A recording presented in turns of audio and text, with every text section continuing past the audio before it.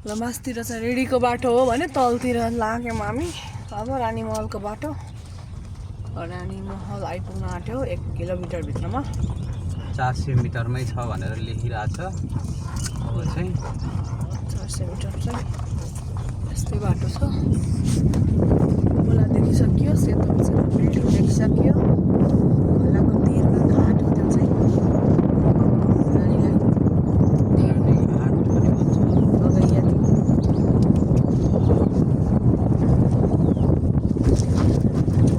आगराको ताजमहल मन परेको हुनाले रानीको नामबाट पहिले यो महलको नाम राखिएको थियो। पछि यसलाई रानी महल भनेर फेरि पुनः नामाकरण गरियो।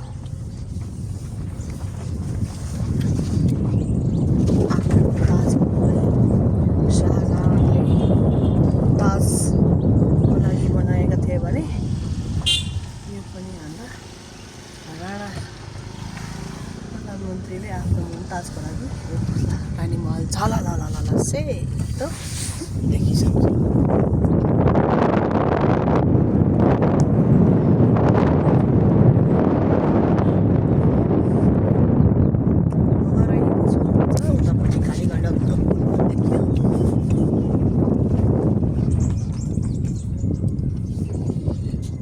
गण्डकीको किनारैमा ठन्डा ठाउँमा आएर एक्लै बस्ने इच्छा रहेछ।